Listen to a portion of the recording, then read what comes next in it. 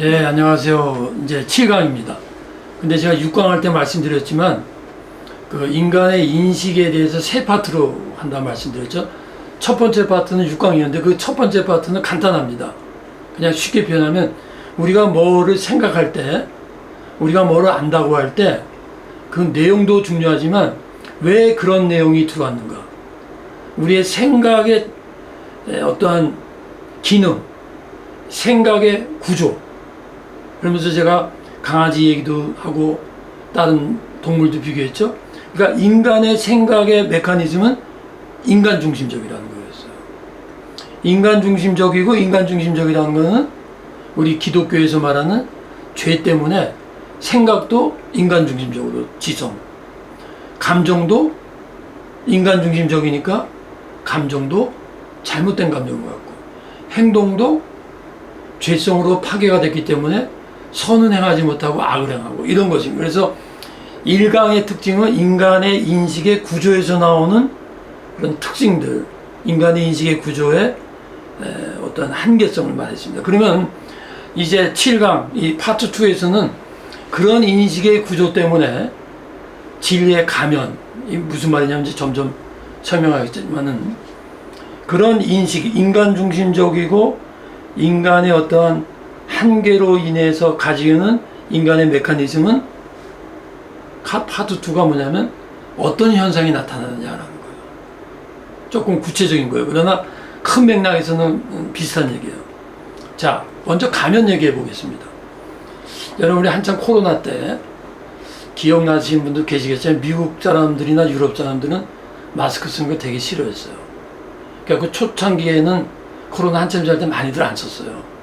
일단 너무나 많이 감염이 되니까 썼죠. 근데 왜 그냥 문화적 이유가 있어요. 서구 미국에서는 이 감염이라는 거 굉장히 안 좋게 생각해요. 여기 그림 안에 이런 감염뿐만 밑에 있는 마스크도 감염으로 생각을 해요. 그런데 이 감염에 부정적인 게 있고 긍정적인 기능이 있어요. 무슨 말이냐면, 긍정적인 기능은 마스크를 쓰는 사람이나 우리가 어떠한 코로나 세균을 보호해 주죠. 그리고 마스크를 낀 사람은 자기를 숨기는 거예요. 상대방 입장에서 부정적인 거지만 본인한테는 숨을 수 있으니까 긍정적이에요. 이 부정적인 기능은 뭐냐면, 우리가 인식론적으로 얘기할 때는 이 마스크가 방해가 돼요. 우리가 뭘 아는 데 있어서 숨쉬기가 우리 좀 곤란하잖아요. 마치 인식에 있어서도 마스크가 저기 첫 번째 6강에서도 말했듯이 우리의 인식, 생각의 메커니즘에 이게 방해가 되는 거예요. 그리고 조금 전에 말했지만, 6강 마지막에 말했지만, 우리가 부분적으로 알게 된 이유가 여기 있어요. 근데 긍정적인 건 뭐냐면, 나중에 말했지만 하나님을 아는 데 있어서 우리가 부분적으로 알지만 그게 우리를 보호해 주는 거예요. 쉽게 예를 들면, 우리가 햇빛이 있는데 햇빛을 직접 보면 눈을 멀어요. 모세가 하나님의 얼굴을 직접 못 본다 그랬어요. 그래서 우리가 하나님을 부분적으로 하는 것이 어떻게 보면 좀 완전히 하면 좋겠지만, 사실은 하나님의 영광 앞에 우리의 인식, 우리의 시력, 인간의 존재 자체가 하나님 앞에 쓰면 없어져 버려요.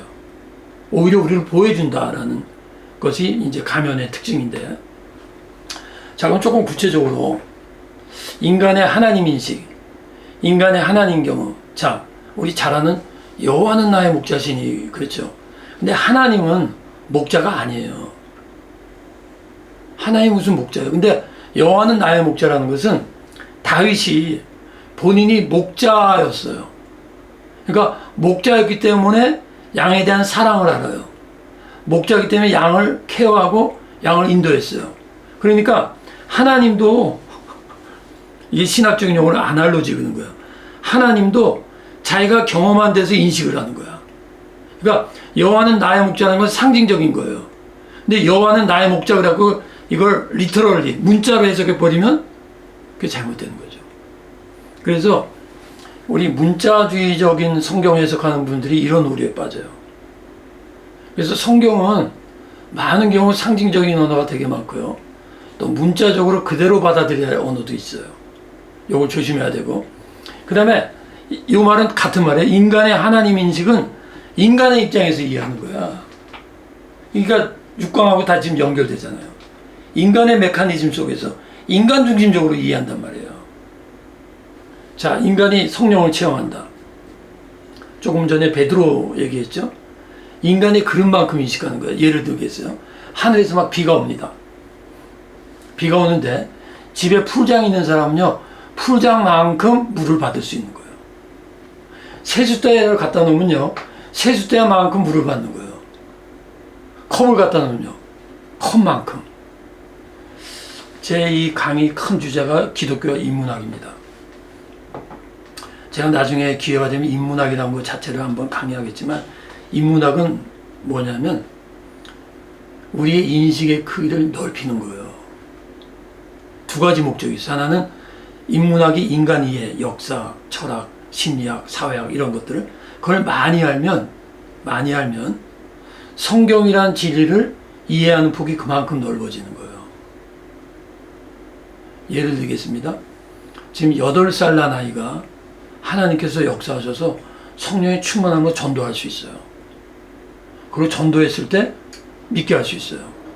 그러나 8살 난 아이가 인간 이해와 세상 이해와 그거는 8살 난 아이만큼 밖에 모르는 거예요. 무슨 말 하고 있냐면 성령이 역사하더라도 내가 알고 있는 어떠한 내면의 크기, 인식의 크기가 넓으면 그만큼 하나님의 말씀을 담는 그릇이 넓어진다는 거예요. 성령을 체험해도요. 여러분 이제 성경도 보면 베드로 전후서의 그 글의 문체나 사상과 사도 바울의 글을 보면 굉장한 차이가 있어요.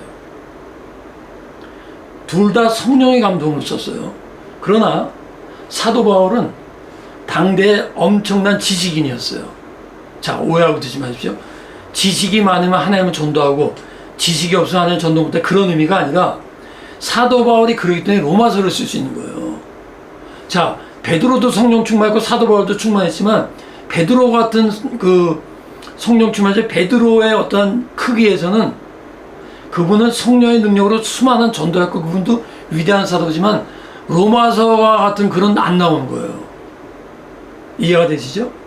그래서 인간의 의식의 수준, 인간의 지식의 수준, 내가 이해할 수 있는 눈높이만큼 우리가 진리도 먼저는 내가 깊이 인식할 수 있는 거예요.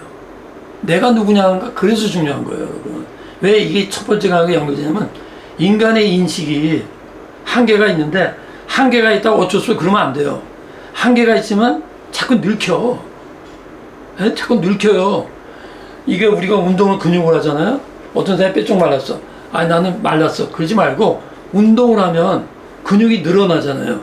인식에도 근육이 필요하다니까. 이게 왜 중요하냐면 다시 한번 말할게요. 똑같은 말을 자꾸 하는데 이게 왜 중요하냐면 전도할 때도 사람을 이해할 수가 있어요. 그러니까 목회자나 이 지도자들은요, 내가 알고 있는 게 진리라도 그 진리를 전달할 때 사람을 알아야 돼. 제가 지금 강의하면서 조금 어려운 게 뭐냐면 제 강의를 몇 분이 들으셨는데 이게 강의 듣는 분 수준이 다 다르잖아요. 그러니까 조금만 어렵게 하면 이게 안 돼. 근데 또 너무 쉽게 하면 배울 게 없는 거야. 그게 결국 지금 그 얘기하는 거예요. 이제도 한번 말씀드렸지만 우리 특별히 기독교인들, 저는 인문학적 지식을 꾸준히 늘려가야 된다고 생각합니다. 성경만 읽는 사람은요, 성경을 제대로 모릅니다. 또 성경을 안 읽고 세상 지식만 하는 사람은 삶의 목적과 삶의 본질을 모릅니다. 그러니까 성경을 읽으면서 인간을 이해하는 것이 중요하다라는 말이고요. 자, 버나드 샤우라는 사람이 이런 말을 했어요. 기독교가 야만인에게 들어가면 기독교가 야만적이 된다. 이거 오해의 소지가 있는데 서구 중세도 다 야만인이었지만 기독교가 들어가고 문명을 만들었잖아요. 그런 의미가 아니고 궁극적으로 그렇게 변화될 수 있지만 우리의 의식 수준만큼 진리를 그렇게 의식한다는 거예요. 진리는 이건데 진리를 받는 사람이 삐딱하게 받고 그 의식만큼 이해하는 거예요. 그러니까 하나님의 진리를 듣고 성경을 들어도 누가 듣느냐는 게 중요한 거예요. 그 누가 듣는 사람 내가 처음에 뭐라 그랬죠? 내 생각에 내가 어떤 식으로 생각하는 거 그 틀을 생각해 보라는 거죠. 그래서 사실 6강, 7강, 8강은 이어지기 때문에 여러분 혹시 중간에 들은 분들은 처음부터 한번 들으시면 좋을 것 같아요. 처음부터라는 게 6강 말합니다. 자, 그래서 의식의 수준은 진리와 말씀과 경험에 대한 해석과 이해의 수준만큼 이해하는 거예요. 이해가 되시죠? 그러니까 노력해야 돼요. 우리 진리를 믿는 우리 크리스찬들은 동시에 구도자가 돼야 돼요. 진리를 계속 추구해야 돼요. 자, 보세요. 내가 어렸을 때 말하는 것이 어린아이 같고 깨닫는 것이 어린아이 같고 생각하는 것이 어린아이 같다가 장성한 사람에 대해서는 어린아이를 버려놓으라. 이게 의식의 수준을 말한 거지, 바울이. 이 말을 왜 했을까요? 이게 고린도 교인한테 말하는 거예요. 고린도 교인한테 왜 말했을까요? 너희들은 왜 아직도 몸은 성인인데 또 세상적인 생각은 굉장히 지식도 많은데 신앙의 의식 수준은 어린아이와 같다는 거예요. 고린도 교회 편지 쓴 이유가 뭔지 아세요? 너희들이 아직도 육신에 속했다는 거지. 육신에 속했다는 게 뭡니까? 생각하는 것이 너무나 세속적이고 세속적이다 보면 의식이 하나님의 말씀이 들어와도 세속적으로 해석을 해버린다니까. 자, 여기서 이제 마르틴 루터가 하나님의 가면의 신학이라는 말을 했고 존 칼빈도 하나님의 가면이라는 신학을 했어요. 이게 왜 이런 말을 했냐면 숨어 계신 하나님을 이제 처음에 말했죠. 하나님은 태양에 비교하시면 돼요. 여러분, 태양에. 여러분, 우리가 태양을 볼 때 색안경을 쓰거나 직접 안 봅니다. 왜? 태양의 빛과 광이 우리가 시력으로 받아들이기에는 너무 세요. 하나님의 존재가 인간이라는 피조물이 하나님의 진리를 안다는 것이 여러분 담지를 못해요. 우리 그릇이 다 담을 수가 없다. 그럼 어떡하느냐? 하나님이 우리에게 하나님 스스로 가면을 써갖고 잘 들어보세요. 우리로 하여금 부분적으로만 보여준다는 거야. 그게 축복이라는 거예요. 자, 무슨 말이냐면 가면의 의미, 숨김, 인간 인식의 한계, 신비성, 수수께끼, 비밀, 인간 보호 이게 다 이게 함께 어울려져 있어요. 가면이라는 의미가. 조금 전에 설명드린 겁니다. 하나님의 영광 그대로는 인간이 감당 못한다.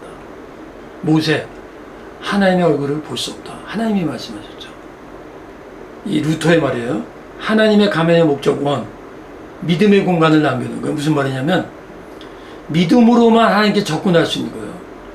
이성이나 경험을 넘는 오직 믿음으로만 하나님을 믿게끔 한 거예요. 2. 세상의 지혜자들의 지혜를 어리석게 하는 거예요. 인간의 지혜로 알 수 없음을 말하는 거예요. 하나님의 가면, 하나님의 여기서 말하는 가면 하나님이 숨어 있다는 거예요. 비밀 속에 있다는 거예요. 이 말이에요. 이 말. 신비, 비밀. 이게 뭐예요? 계시예요, 계시. 인간으로서는 알 수 없는 거예요. 숨어 계신 하나님.